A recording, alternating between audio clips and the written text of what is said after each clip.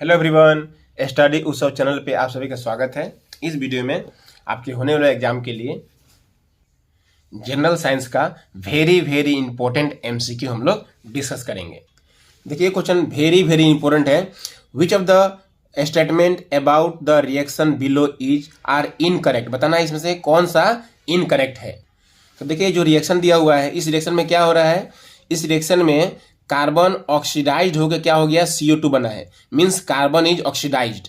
ठीक है, तो कार्बन इज ऑक्सीडाइज्ड, ये आपका ऑप्शन सी जो है ये करेक्ट है। फिर देखिए ये जो PbO है, लेड ऑक्साइड, क्या हो रहा है, इसमें से ऑक्सीजन निकल रहा है। That means PbO is reduced. Lead oxide is क्या हो रहा है, रिड्यूस्ड हो रहा है।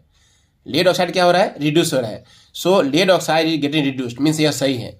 ठीक है, तो C एंड D क्या है, सही है। इसका मतलब A एंड B क्या है, रॉन्ग है। कैसे, lead is getting reduce, lead reduce नहीं हो रहा है।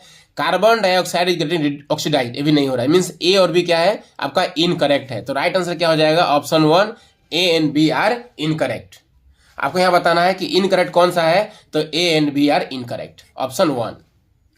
देखिए क्वेश्चन ये वेरी इंपॉर्टेंट है। ये जो रिएक्शन है इसमें क्या होगा, इसमें एल्युमिनियम क्या है, मोर रिएक्टिव है, तो यह आयरन क्या करेगा, डिस्प्लेस कर देगा, इसलिए क्या हो जाएगा, ये डिस्प्लेसमेंट रिएक्शन। तो राइट आंसर होगा option D, displacement reaction.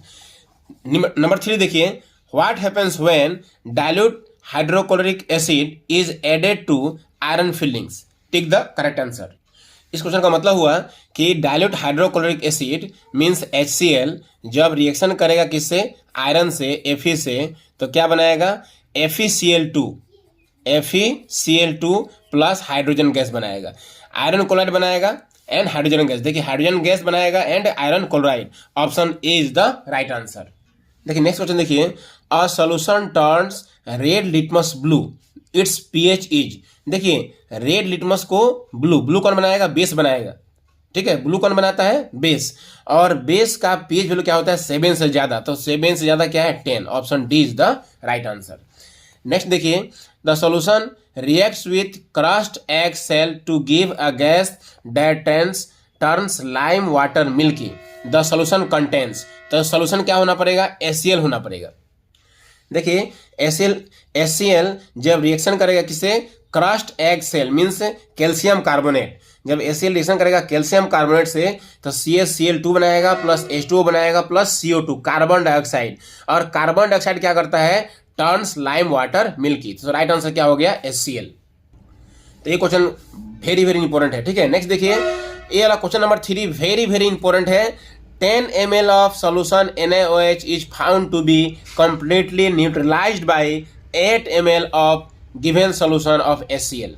Means 10 ml NaOH को न्यूट्रलाइज करने के लिए 8 ml HCl चाहिए। तो बताइए कि 20 ml NaOH को न्यूट्रलाइज करने के लिए कितना ml HCl चाहिए। मीन्स 10 ml NaOH का दुगुना हो गया, 10 से कितना हो गया, 20 हो गया। 10 ml NaOH से हो गया 20 ml NaOH। 10 का दुगुना हो गया, तो ये जो 8 है इसका दुगुना हो जाएगा, 8 2 जा 16। सो राइट आंसर हो जाएगा ऑप्शन D, 16 ml HCl चाहिए। नेक्स्ट देखिए, ये क्वेश्चन वेरी इंपॉर्टेंट है। Which one of the following types of medicine is used for treating indigestion. तो इसका आंसर हो जाएगा एंटासिड। देखिए ये क्वेश्चन भी इंपॉर्टेंट है। Which of the following pair of will give displacement reaction. तो देखिए डिस्प्लेसमेंट रिएक्शन कब होता है, जब मोर रिएक्टिव लेस को डिस्प्लेस करता है। ये क्या है, हमें Na है, और यह क्या, कॉपर है। कॉपर जो है Na को डिस्प्लेस नहीं कर पाएगा, सो नो रिएक्शन। ये देखिए एल्युमिनियम जो है Mg को डिस्प्लेस नहीं कर पाएगा, सो नो रिएक्शन। सिल्वर जो है आयरन को डिस्प्लेस नहीं कर पाएगा, सो नो रिएक्शन। कॉपर जो है वो Ag को डिस्प्लेस कर देगा, क्योंकि कॉपर जो है Ag से क्या है, मोर रिएक्टिव है, ये ज़्यादा रिएक्टिव इसलिए डिस्प्लेस कर देगा, तो ये डिस्प्लेसमेंट रिएक्शन होगा। डिस्प्लेसमेंट रिएक्शन होने के लिए जो मोर रिएक्टिव है वो लेस को क्या करेगा, डिस्प्लेस कर देगा। लेकिन यहाँ में कॉपर जो है इससे लेस रिएक्टिव था, इसलिए डिस्प्लेस नहीं कर पाया। एल्युमिनियम जो है इससे लेस रिएक्टिव है, तो डिस्प्लेस नहीं कर पाया। सिल्वर जो है Fe से लेस रिएक्टिव है, तो डिस्प्लेस नहीं कर पाया। देखिए which of the following method is suitable for preventing iron frying pan from rusting. तो देखिए आयरन फ्राइंग पैन को रस्टिंग से बचाने के लिए applying of coating of zinc, option C is the right answer. An element react with oxygen to give compound with high melting point, this compound is also soluble in water, the element is likely to be calcium. ये सारा question very very important है, इसमें से exam में आता ही है। Next देखिए, food cans are coated with tin and not with zinc, not with zinc because zinc is more reactive than tin, zinc is more reactive, zinc जो है क्या है, टिन से मोर रिएक्टिव है। जिंक जो है क्या है, वो टिन से मोर रिएक्टिव, मोर रिएक्टिव होने के कारण क्या करेगा यार, ये फूड आइटम के साथ में रिएक्शन करके टॉक्सिक सब्सटेंस बनाएगा, इसीलिए जिंक का यूज नहीं किया जाता है, टिन का यूज किया जाता है। देखिए नेक्स्ट क्वेश्चन, देखिए ये क्वेश्चन भी वेरी वेरी इंपॉर्टेंट है। Ethane with the molecular formula C2H6, C2 है 1 2 और एक कार्बन का कितना 4 हैंड होता है, सो 1 2 3 4, एक कार्बन इसका 4 होगा तो 1 2 3 4। तो यहाँ बताना है कि कितना बॉन्ड है, तो देखिए 1 2 3 4 5 6 7, so option B is the right answer, 7 covalent bond. ये सारे बॉन्ड को गिन लेना है, ठीक है, 1 2 3 4 5 6 7। ओके नेक्स्ट देखिए, ब्यूटेन 1, ये भी इंपॉर्टेंट क्वेश्चन है। Butane 1 is 4 carbon compound with functional group. देखिए ब्यूटेन 1 लास्ट में 1 लगा है, 1 लास्ट में होता है तो क्या होता है, कीटोन, सो राइट आंसर क्या हो गया, कीटोन। अगर लास्ट में 1 लगा है इसका मतलब क्या होगा, कीटोन, ठीक है। और कार्बोक्सिलिक एसिड लास्ट में क्या रहता है, लास्ट में अगर ओइक एसिड हो, लास्ट में क्या हो, ओइक एसिड हो तो इसका मतलब कार्बोक्सिलिक एसिड है, ठीक है। और लास्ट में अगर एल्डिहाइड में क्या होता है, लास्ट में एल लगता है, एल लास्ट में क्या रहता है, जैसे मिथानेल लास्ट में एल रहेगा, इसका मतलब एल्डिहाइड है, ठीक है।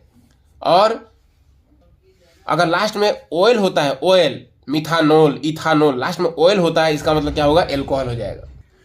देखिए next, while cooking if the bottom of the vessel is getting blackened on the outside it means that the fuel is not burning completely, ठीक है, फ्यूल जो है वो कंप्लीटली बर्न नहीं हुआ है, इसी कारण क्या हो रहा है कि bottom of the vessel is getting blackened on outside.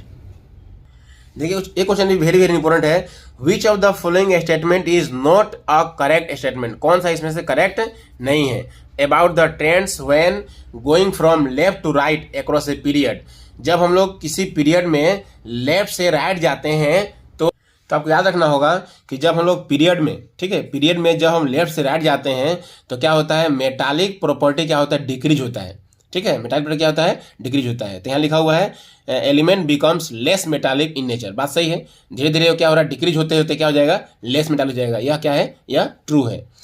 Number of valence electrons increases, ठीक है, क्योंकि हम लोग जब पीरियड में लेफ्ट साइड जाते हैं तो जैसे सोडियम 281, फिर मैग्नीशियम 282, एल्युमिनियम 283, तो क्या होता है हमें कि इलेक्ट्रॉनिक वैलेंस इलेक्ट्रॉन जो है, वैलेंस इलेक्ट्रॉन जिसे क्या होता है, इंक्रीज होता है, वैलेंस इलेक्ट्रॉन जैसे 1 हुआ, 2 हुआ, 3 हुआ, वैलेंस इलेक्ट्रॉन क्या होता है, इंक्रीज होता जाता है, तो ये भी क्या है, ट्रू है, ठीक है। The atoms lose their electron more easily, ये गलत है, ये क्या हो गया, फॉल्स हो गया, यह स्टेटमेंट रॉन्ग हो गया।